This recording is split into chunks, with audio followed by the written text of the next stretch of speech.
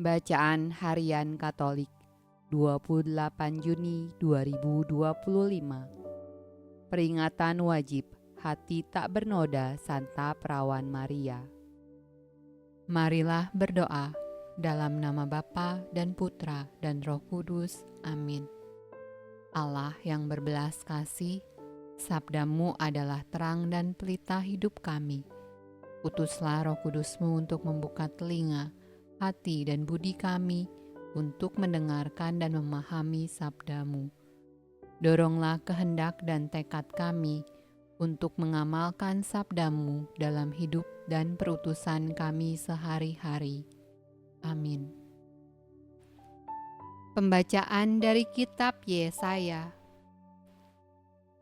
Keturunanmu akan terkenal di antara bangsa-bangsa, dan anak cucumu di tengah-tengah suku-suku bangsa, sehingga semua orang yang melihat mereka akan mengakui bahwa mereka adalah keturunan yang diberkati Tuhan.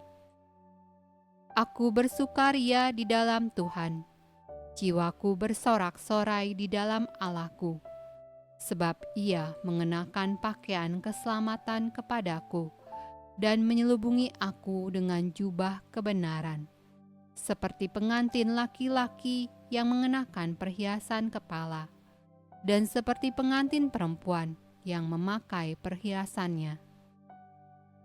Sebab seperti bumi memancarkan tumbuh-tumbuhan, dan seperti kebun menumbuhkan benih yang ditaburkan, demikianlah Tuhan Allah akan menumbuhkan kebenaran dan puji-pujian di depan semua bangsa-bangsa. Mazmur tanggapan dari kitab Samuel yang pertama.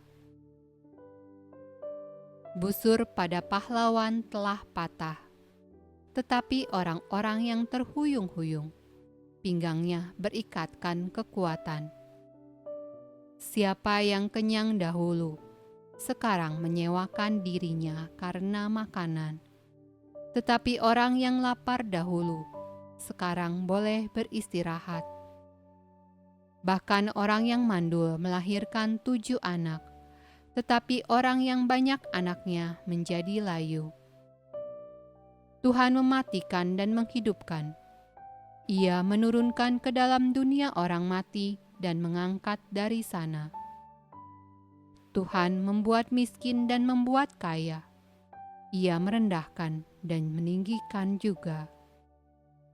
Ia menegakkan orang yang hina dari dalam debu dan mengangkat orang yang miskin dari lumpur, untuk mendudukkan dia bersama-sama dengan para bangsawan dan membuat dia memiliki kursi kehormatan.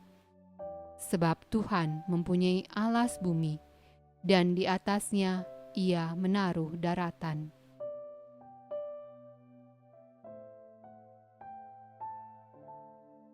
Pembacaan dari Injil Lukas. Tiap-tiap tahun orang tua Yesus pergi ke Yerusalem pada hari raya Paskah. Ketika Yesus telah berumur 12 tahun, pergilah mereka ke Yerusalem seperti yang lazim pada hari raya itu. Sehabis hari-hari perayaan itu, ketika mereka berjalan pulang, tinggallah Yesus di Yerusalem tanpa diketahui orang tuanya. Karena mereka menyangka bahwa Ia ada di antara orang-orang seperjalanan mereka, berjalanlah mereka sehari perjalanan jauhnya, lalu mencari Dia di antara kaum keluarga dan kenalan mereka. Karena mereka tidak menemukan Dia, kembalilah mereka ke Yerusalem sambil terus mencari Dia. Sesudah 3 hari, mereka menemukan Dia dalam bait Allah. Ia sedang duduk di tengah-tengah alim ulama, sambil mendengarkan mereka dan mengajukan pertanyaan-pertanyaan kepada mereka.